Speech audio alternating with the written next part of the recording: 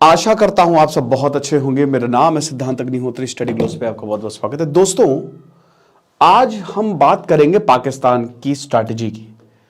Bleed India with 1000 cuts. अच्छा editorial तक times of India का मुझे लगा ये कवर करना चाहिए। तो क्या पाकिस्तान की जो स्ट्रैटेजी थी वो पाकिस्तान के लिए ही काम कर रही है इस समय? पाकिस्तान ने जो सोचा था दूसरे देशों के लिए, आज पाकिस्तान उसका खुद भुक्तभोगी हो गया है। उसने सोचा था कि भारत को खत्म कर देंगे, भारत को डिवाइड कर देंगे, इतने घाव मारेंगे और उसके बाद नमक छिड़क देंगे उस पर। बट आज पाकिस्तान उन्हीं चीजों से गुजर रहा है। और कुछ डिफेंस एक्सपर्ट्स की माने तो ये तक कहते हैं कि अगले 10 सालों में पाकिस्तान 4 हिस्सों में टूट जाएगा, जिसकी झलक आप देख ही सकते हैं। इलेक्शंस जो पाकिस्तान के हुए हैं, अव्वल दर्जे की धांधलेबाजी, क्या बात है। तो बात करेंगे, लेकिन आज आखिरी दिन है भाई। 6 बजे से क्लासेस शुरू हो रही हैं हमारी लाइव क्लासेस। 770 रुपए का ये एक शानदार कोर्स। जब तक आपका यूपीएससी प्रीलिम्स नहीं निकलेगा हम आपके पीछे पड़े रहेंगे। तो इस कोर्स को जरूर अवेल करें। टेस्ट सीरीज इसमें 25 से 35, करंट अफेयर्स, सीसैट, ये सब आपको मिल रहा है। सबसे बड़ी बात है 770 में क्वालिटी आपको पता ही है। तो अगर आप सीरियस हैं तो इस बार हम आपके साथ हैं। तो Pakistan bleed India with 1000 cuts है क्या? देखो,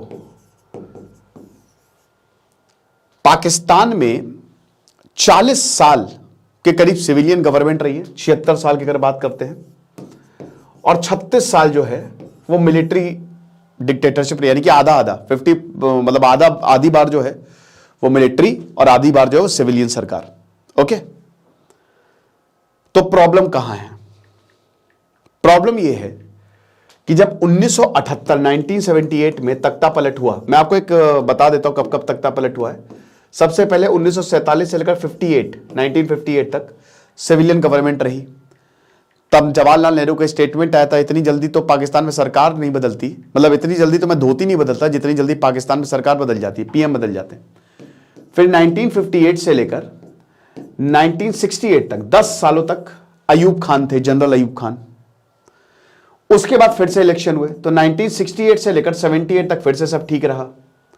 बट फिर जनरल जियाउल हक 78 से 88 तक मिलिट्री डिक्टेटरशिप। अब देखिए, जब जनरल जियाउल हक आए तब यहां पे ब्लीड इंडिया विद 1000 कट्स, जहां जहां पे भी इंसर्जेंसी है उसको हटाओ, भारत को बांट दो, कश्मीर को भारत से अलग करो।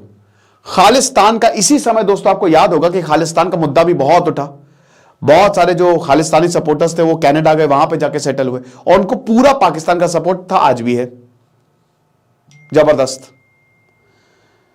तो जहां पे भी जरा भी पॉसिबिलिटी हो, नक्सल प्रॉब्लम भी उस समय भारत में बहुत ज्यादा थी, वहां पे पाकिस्तान ने अपने खूब पैसे दिए, अपने रिसोर्सेज दिए, अपने आतंकवादियों को। और उस समय पाकिस्तान को अमेरिका से भी ढेरों पैसे मिल रहे थे, ठीक है।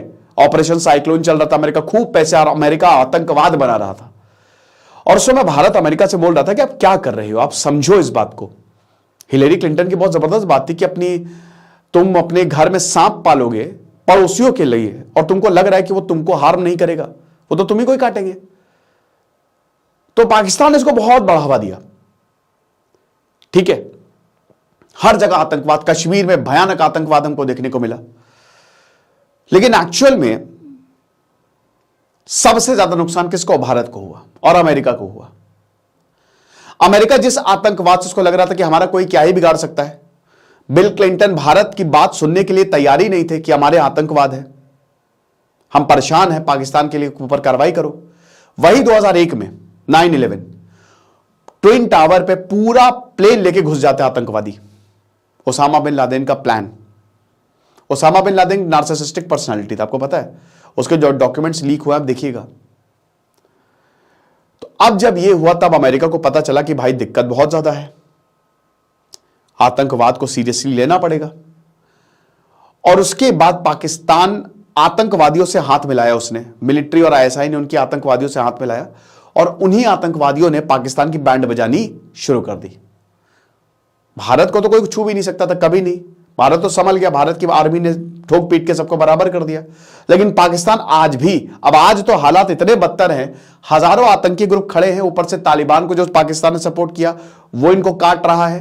तहरीके तालिबान खत्म हो जाएगा, पाकिस्तान बट रहा है, आप समझ रहे हो। ऊपर से इस बार जो इलेक्शंस हुए हैं भैया बलूचिस्तान में हर दिन ब्लास्ट हुए, हर दिन। मैंने लेक्चर भी लिया था, अभी जो लास्ट ब्लास्ट हुआ था, ठीक है, वहां पे 30 लोगों की जान गई थी। इलेक्शन पोलिंग स्टेशन पे ब्लास्ट हुए। बलूचिस्तान कभी भी पाकिस्तान को अपना हिस्सा नहीं मानता। वो तो वैसे भी अलग होना चाहता है। वो कहता है कि भाई हम तुम्हारे साथ नहीं आएंगे, हमको अपने में मत जोड़िए, हम अलग हैं। शुरुआत से ही 1947 के बाद से ही बलूचिस्तान में कई बार इंसर्जेंसी हुई। बलूच लिबरेशन आर्मी वहां पे काम करती है। बलूचिस्तान को पाकिस्तान ने हक नहीं दिया तो एक कट तो वहां पे लगी गया है। और बलूचिस्तान में कई जगह जो है वो आतंकवाद जो है वो एक्टिव है। ये मैं आपको बता ही चुका हूं कब कब मिलिट्री ईयर्स जो है वो पाकिस्तान के रहे हैं, कब तक सिविलियन गवर्नमेंट रही है। पाकिस्तान इतना अनस्टेबल है कि इनका एक भी प्रधानमंत्री कभी भी पूरे 6 साल कंप्लीट ही नहीं कर पाया। कभी भी कोई भी पाकिस्तानी प्रधानमंत्री जो है, no one is completed 5 years, जो पाकिस्तान मतलब सॉरी 6 करो 5 साल कभी कंप्लीट ही नहीं कर पाए। 5 ईयर जो कि बेसिकली टेन्योर रहता है पीएम का, जिसमें सबसे ज्यादा मोर देन 4 ईयर्स, जिसमें इमरान खान भी शामिल थे खाली, और नवाज शरीफ, बस 3 ही प्रधानमंत्री हैं बस। बाकी 3 से 4 साल की अगर बात करते हैं, 2 से 3 साल में 3 प्रधानमंत्री आते हैं, 1 से 2 साल में, और 6 महीने के अंदर अंदर, मतलब आप ये देख सकते हैं, इसको आप देखिए 1 से 2 साल में अगर आप देखो तो 12 प्रधानमंत्री ऐसे हैं जिनको तुरंत तुरंत भगाया गया। निकलो भागो, आओ भागो, आओ भागो, आया राम गया राम। ये भी भारत की पॉलिटिक्स में काफी फेमस हुआ था, ठीक है ना। अब टेन्योर्स की बात करें तो 7 को तो प्रेसिडेंट ने डिसमिस किया, और प्रेसिडेंट के ऊपर कौन चलता है? आर्मी। आर्मी ने बोला, प्रेसिडेंट ने डिसमिस कर दिया। सुप्रीम कोर्ट ने डिस्क्वालीफाई किया 6 प्रधानमंत्रियों को। इंटरिम पीएम जैसे जो अभी हालात हैं वो 6 हैं।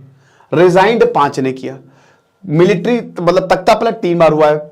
इंजीनियर्ड को 1 बार, असैसिनेटेड 1, ठीक है, और वही बेनजीर भुट्टो, और लॉस्ट नो कॉन्फिडेंस 1, ये इमरान खान, ठीक है। इमरान खान वाला सबसे सही तरीके से इमरान खान गए थे, सबसे इज्जत वाली बड़ी इज्जत दी गई थी यहां पे, वरना तो आर्मी सीधा फांसी पे लटकाती है। खैर जेल में अभी भी इमरान खान फांसी पे लटक भी सकते हैं, लेकिन अभी जो इलेक्शन के रिजल्ट आए वो कुछ और ही बोल रहे हैं। बहुत जबरदस्त पाकिस्तान ऐसे बीच में लटक रहा है। क्या होगा पाकिस्तान का भविष्य? जुल्फिकार अली भुट्टो को फांसी दे दी गई, 3 साल 10 महीना। जियाउल हक आए थे, जियाउल हक को बंदर बंदर कहते थे जुल्फिकार अली भुट्टो, उसी ने काम तमाम कर दिया। नवाज शरीफ अगेन 2 साल रहे, ये 1990 से लेकर 1993 तक प्रेसिडेंट को ने भगा दिया इनको।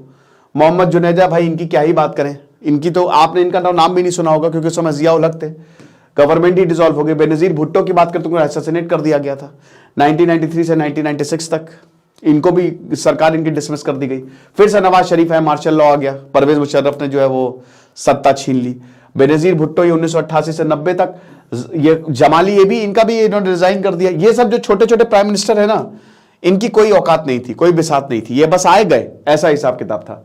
शिदात हुसैन, उन्होंने रिजाइन कर दिया। रिजाइन किया नहीं, रिजाइन करवाया गया। शौकत, और कुछ लोग इसलिए रिजाइन करते थे कि उनकी चलनी नहीं है, वो खाली नाम मात्र के प्रधानमंत्री है। शौकत अजीज जो है, इन्होंने अपना पार्लियामेंट टर्म कंप्लीट किया, फिर बाद में कंप्लीट करके निकले ये, ठीक है ना। उसके बाद यूसुफ रजा गिलानी, इनको पाकिस्तान के सुप्रीम कोर्ट ने बोला कि बेटा तुम तो करप्टेड हो, निकलो यहां से। हाँ नहीं, नवाज शरीफ, फिर उसके बाद ये 2017 में इनको भागना पड़ा। ये सबसे लंबे समय तक रहे थे। और इमरान खान, अभी तो खेल खत्म है, ये थोड़ा सा पुराना मैप है, तो इमरान खान भी निकल ही गए, है ना। तो ये चीज है। अब बहुत सारे पॉलिटिशियंस, जिसमें आसिफ अली जरदारी भी हैं, वो चाहते हैं कि चीजें ठीक हों, बट प्रॉब्लम यह है कि वो पब्लिक रैलीज और मीटिंग्स नहीं करना चाहते। एक्सट्रीमिस्ट वायलेंस जो है वो लगातार, जब से तालिबान आया है अफगानिस्तान में, तब से हमको हद से ज्यादा पाकिस्तान में भी एक्सट्रीमिज्म देखने को मिला है। तालिबान को लाया कौन? पाकिस्तान। भारत, जैसा कि हमने बताया, चाहे 2001 के पार्लियामेंट्री अटैक हो, चाहे 26/11 हो, चाहे उससे पहले कश्मीर में प्रॉब्लम हो, तो पाकिस्तान हमेशा भारत के लिए प्रॉब्लम क्रिएट करता रहा है और करता रहेगा। पुलवामा अटैक भी उसी का ही। लेकिन पिछले 10-12 सालों में, जब से एनआईए बना है, तब से भारत में कोई बड़ा अटैक जो है वो नहीं हुआ है। भारत का जबरदस्त सर्जिकल स्ट्राइक्स हुई 2016 में। भारत ने ये बता दिया, भाई देखो, यहां पे अभी जो किताब रिलीज की, ठीक है, उसमें मैंने आपको उसमें वो बताया था, उसमें एग्जर्व पढ़ के बताया था कि उसमें इमरान खान की बैंड बजी हुई थी। जब बालाकोट स्ट्राइक हुई थी और अभिनंदन को जब पाकिस्तान की कस्टडी में था तो भारत लगभग युद्ध कर देता। हालत खराब थी यहां पे। रातों रात इमरान खान ने फोन किया था कि भैया मोदी जी से बात कराइए आप तुरंत। नहीं हो पाई थी बात, तो अगले दिन जो है, अगले दिन फिर उसके बाद रिलीज कर दिया था अभिनंदन को, डर के मारे। यह चीज है। तो अब भारत तो दिखा दिया कि भैया तुम कुछ भी कर लो, हमारा क्या ही उखाड़ पाओगे। लेकिन पाकिस्तान में 80% टेरर अटैक्स में राइज हमको देखने को मिला है। आप ये समझिए कि हर 14 घंटे में एक अटैक होता है। पाकिस्तान की इस समय यह हालत है। और वायलेंस रिलेटेड फेटेलिटीज 1463 इंजरीज हुई हैं, 789 टेरर अटैक्स। मतलब आप समझ रहे हो, हर दिन एक अटैक हो रहा है। हर दिन नहीं, हर दिन में 2 अटैक हो रहे हैं एक तरीके से। और काउंटर टेरर ऑपरेशन जिसमें 1000 फैसिलिटीज सिविलियंस और सिक्योरिटी फोर्सेस मतलब पर्सनल्स की हमको देखने को मिली है। प्री पोल वायलेंस भयानक, बलूचिस्तान में तो ऐसी की तैसी करके रखी हुई है। ट्विन बॉम्ब ब्लास्ट हमको 2 शहर यहां पे, दो एक के बाद एक तगड़े से यहां पे बॉम्ब ब्लास्ट हमको देखने को मिले। खैबर पख्तूनवा की बात आ जाओ, वहां पे आपका तहरीके तालिबान पाकिस्तान एक्टिव है। खैबर पख्तूनवा में तो यह बोला जा रहा है कि कुछ गांव में तो तहरीके तालिबान पाकिस्तान टैक्स लगाता है। और ये टीटीपी जो है वो 2007 में बना, 2007 में बना। और यहां पे कराची में मतलब सिंध में और इधर खैबर पख्तूनवा में भयानक एक्टिव है ये लोग। इतने ज्यादा, देखिए पाकिस्तानी सरकार को टीटीपी के साथ आपको पता है एग्रीमेंट करना पड़ा था कि हम तुमको गिरफ्तार नहीं करेंगे, तुम्हारे आतंकियों को छोड़ देंगे, बदले में तुम हमला मत करना। बट ऐसा हुआ नहीं। ये अभी पिछले साल जो एग्रीमेंट जो है वो कैंसिल हुआ, उसके बाद भयानक हमले बढ़े टीटीपी। और अब तालिबान जो है, पाकिस्तान को लगा था कि तालिबान आएगा अफगानिस्तान में सब सही हो गया, लेकिन इनके लिए सब कुछ गड़बड़ हो गया है क्योंकि तालिबान अपनी चला रहा है। बलूचिस्तान की बात करें तो गैस रिच प्रोविंस है। ईरान ने अभी पाकिस्तान के अंदर हमला कर लिया। ठीक है, Baloch nationalist Balochistan liberation army जो है वो लगातार काम कर रही है। शिस्तान बलूचिस्तान ईरान में भी है। ठीक है ना। और फोर्सेस को ये अटैक करते हैं। ठीक है, अब एक और टीजेपी तहरीके जिहाद पाकिस्तान, ठीक है, ये बन गया। अब ये क्या करता है, ये तो स्पेशली सिक्योरिटी फोर्सेस पे हमला करता है, लेकिन ये हमला बड़ा डेंजरस करते हैं। ये सुसाइड बॉम्बर्स है सबके सब। ये जाते हैं बाइक में जाएंगे, अपने अंदर बम लगा के जाएंगे, फट जाएंगे और साथ में सब फट जाते हैं। पुलिस वाले हो गए, आर्मी वाले हो गए, एयरफोर्स वाले हो गए, सब कुछ। और बलूचिस्तान लिबरेशन आर्मी ने तो इस बार बोल ही दिया था कि we are at war with Pakistan. Pakistan का तालिबान, भाई देखो चोर मौसेरे भाई, दुश्मन का दुश्मन मेरा दोस्त। तो यहां आतंकवादी सब एक हैं भाई। वो तो चाह ही रहे हैं कि पाकिस्तान में आर्मी को फेंक दें, उठा के सिविलियन गवर्नमेंट को फेंक दें, और हम आतंकवादियों का जैसे तालिबान अफगानिस्तान में हो रहा है ना, वैसे समूह लेके आए। 70% मिलिटेंट अटैक्स हमको देखने को मिले हैं पिछले साल, लास्ट ईयर की बात करते हैं, जिसमें लगभग 1550 फेटिलिटीज हुई, 1463 इंजरीज हुई, भयानक। और ओवरऑल फैटिलिटीज भी बहुत ज्यादा यहां पे हमको देखने को मिली है। ये आप देख सकते हैं कि 1500 लोगों की जानें गई हैं। अगर हम बात करते हैं टोटल फेट 2024 में, तो हम यहां पे हैं, लेकिन ये देख सकते हैं ना, सिविलियंस भी, हालांकि इसमें सिविलियंस कम मरे हैं, ज्यादातर सिक्योरिटी पर्सनल्स, बट फिर भी सिक्योरिटी फोर्सेस में अटैक आप देख सकते हैं कितना ज्यादा हुआ। और ये पिछले 20 सालों में पाकिस्तान में हाईएस्ट है। सबसे ज्यादा पाकिस्तान में अभी तक अटैक इस साल हुए हैं। खैबर पख्तूनवा का मैंने आपको बताया कि टेररिज्म बहुत ज्यादा है, 84% जिसमें टेररिज्म है वो इसी पीरियड में, इसी साल हुए हैं। और इस्लामाबाद को लगता है, मतलब उन्होंने बोला है कि स्टैगरिंग 69% मिलिटेंट अटैक्स और 81% इंक्रीज डेथ्स हमको देखने को मिली है। जब हर 14 घंटे में अटैक हो रहे हैं तो आप समझ ही सकते हैं। ठीक है ना। फेटेलिटीज वायलेंस के थ्रू आप देखिए, 1584 2022 में कहां पे ही खाली 980 था, अभी 1584 पे पहुंच गया है। मिलिटेंट अटैक्स 380 से डबल हो गए लगभग। ठीक है। और यही क्लिंटन का बयान था कि भैया अगर तुम सांप पालोगे अपने पिछवाड़े तो तुम्हारे पिछवाड़े में ही काटेगा वो, है ना। तो दिल्ली ने कई बार बोला, भारत ने कई बार बोला, पाकिस्तान के एम्बेसडर को बोला कि भाई आतंकवाद पे कंट्रोल करो। 26/11 पे पूरा डोजियर दिया, ठीक है ना, कि हेडली को प्रोसिक्यूट करो, हमको हाफिज सईद सौंपो। हाफिज सईद की पार्टी इलेक्शन लड़ रही थी, खैर जीती नहीं वो, लेकिन यहां पे दिल्ली ने बकायदा इस पे रेस किया। उसी समय अगर पाकिस्तान एक्शन ले लेता तो आज पाकिस्तान के हालात बहुत सही रहते, भारत से भी अच्छी दोस्ती रहती, बहुत बढ़िया रहते।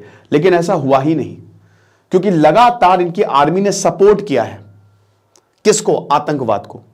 लगातार, ठीक है ना। और तालिबान ने, देखिए तालिबान जो है, तालिबान पे ये बहुत ज्यादा रिलाई करते हैं, ठीक है ना। आप ये समझिए कि तालिबान को, जब पाकिस्तान तालिबान को सपोर्ट किया तो बहुत पाकिस्तान वाले भैया भैया चलो अमेरिका भाग रहा है, तालिबान आगे, लेकिन मैंने आपको तभी बोला था कि ये बस कुछ ही समय की बात है।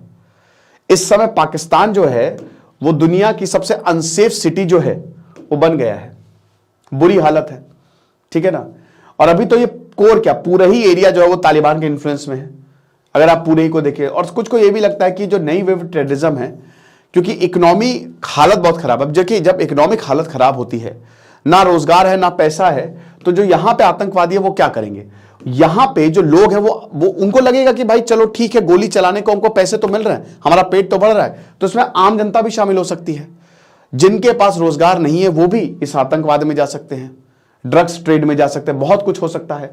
तो बेसिकली यहां पे जो इकोनॉमिक इनका जो प्रॉब्लम है, ठीक है ना, वो एकदम जुड़ी हुई है जो जिहादिस्ट मूवमेंट है, क्योंकि किसी के पास कुछ करने को है नहीं। जब आप बिजी रहते हैं तो वही कहना खाली दिमाग शैतान का, तो यहां पे है ही नहीं कुछ वहां पे करने के लिए। महंगाई ज्यादा, लोग फ्रस्ट्रेटेड है, लोग गुस्से में है, और ये कहीं ना कहीं जो है वो ये नहीं समझ रहे हैं। तो जब सोवियत इन्वेजन ऑफ अफगानिस्तान हुआ था तब पाकिस्तान ने स्ट्रैटेजिक लोकेशन का बहुत ज्यादा यहां पे एडवांटेज लिया था, ठीक है ना। लेकिन अब अभी भी वही प्रॉब्लम हमको देखने को मिल रही है जो उस समय था। बहुत सारे पाकिस्तानियों ने उस समय जो जिहाद था, जिहादिस्ट मूवमेंट जो पूरा चला था, उसको ज्वाइन किया था। पाकिस्तान तालिबान की अगर बात करते हैं तो हर जगह ये एम्बुश कर रहे हैं, ठीक है। ये मैं आपको बता ही चुका हूं कि कहीं ग्वादर में बॉम्ब ब्लास्ट, और चाइना वाले भी बड़े डरे हुए हैं कि भाई ये तो एक के बाद एक हमारे ऊपर हमला करते हैं, क्या करें।